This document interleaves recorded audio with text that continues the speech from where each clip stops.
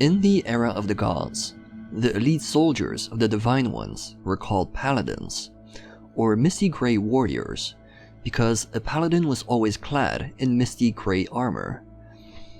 As the belief in the seven gods spread further after the city Erethin was founded, the religion also reached the northern regions of Nehrim.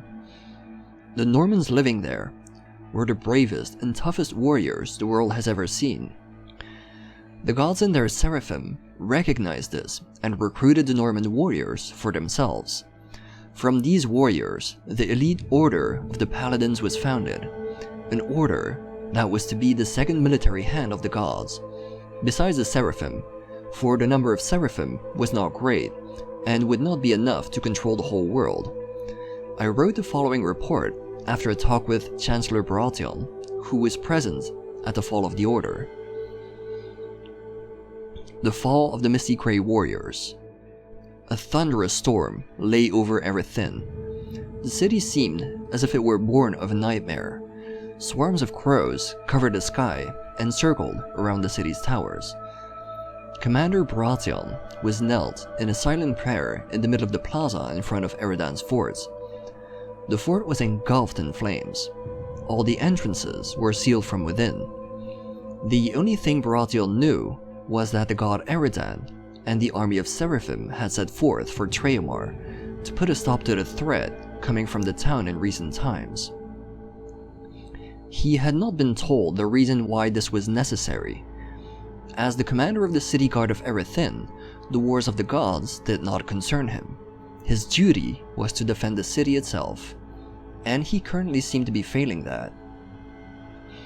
Eredan's tower was being consumed by flames, and the entrances were sealed from the inside.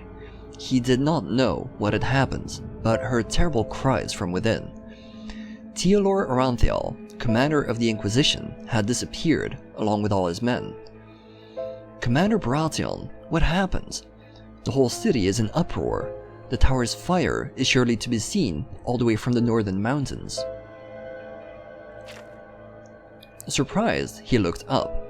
Next to him stood the proud figure of a paladin, dressed in his misty grey plated armor. Call all the guards together. They are all to leave their posts at once and hurry to the fort. I don't know myself. Someone or something must have made its way into the inside of the tower. Theolor's men should be defending the fort while Eredan and the Seraphim are at war, but I don't hear or see anything of them. What is going on here, Baratheon? Has Eredan fallen in battle? The strong man tilted his head to the side and looked at him beseechingly. I fear so, soldier. I cannot find any other explanation for it. Eredan would be able to prevent all of this. Perhaps I can give you the answer, a decisive voice thundered throughout the plaza, making all the paladins whirl around.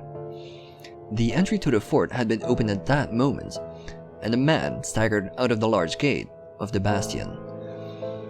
He had taken off his old armor, but Baratheon could still see clearly who it was.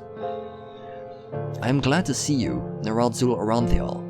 What has happened here? Where is your father, and what a sight you are? The young paladin had approached Aranthial without hesitation, and was now climbing the steps toward him. Something wasn't right. Why was Aranthial smiling? Well, my young friend, today a new era has begun, an era without gods. Eredan is dead already, fallen to my hands. The tormented people of the Aeterna are rising up against the oppressors. Never again will your gods rule over Nehrim. Before the paladin could even answer, Aranthial beheaded the young man with a brutal swing of his magical sword.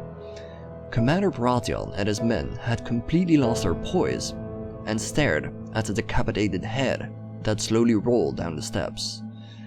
The paladin next to Baratheon was the first to avert his gaze and pulled his sword from its sheath. Kill him! Aranthial has betrayed us! Hundreds of paladins pulled their swords and hastened like a deadly storm of steel towards Aranthial, who still appeared to be calm. Even before his men could reach the traitor, Baratheon realized that it was useless. It was something in Aranthiel's eyes that was clear to him. Child's play. Aranthiel's voice was but a quiet murmur. Like a sorcerer, he thrust his hands into the air, and the clouds above them formed themselves into an eye of a storm. The wind grabbed Baratheon's men and slung them across the fort plaza like bags of straw, flinging them against walls with so much force that red stains were to be seen where they hit the stone. Without paying any more attention to the dead, Aranthiel leisurely walked up to the commander of the city guard and smiled. It would seem I have not made myself positively clear yet. The coldness in his eyes and the burning tower behind him gave Aranthiel quite a ghostly aura, as he slowly walked up to the rest of the Order's members. Well then, Commander Baratheon, would you like to remain alive? Baratheon's legs were shaking as the piercing gaze fell upon him and looked right into the depths of his soul. Yes, of course.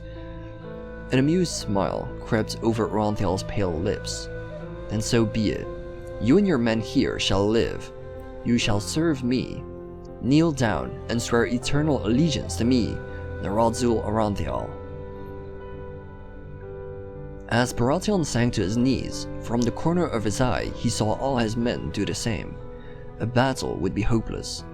How could Aranthiel have obtained so much power? I swear allegiance to you, Master Aranthiel. The oath from dozens of mouths rose up to the darkened sky to become one with the seething chaos.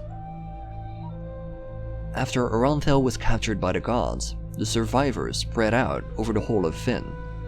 Baratheon took over the reign of Erethin and is now one of the few survivors of the Order of Paladins, apart from Neradzul Aranthiel, who is supposedly still imprisoned somewhere today.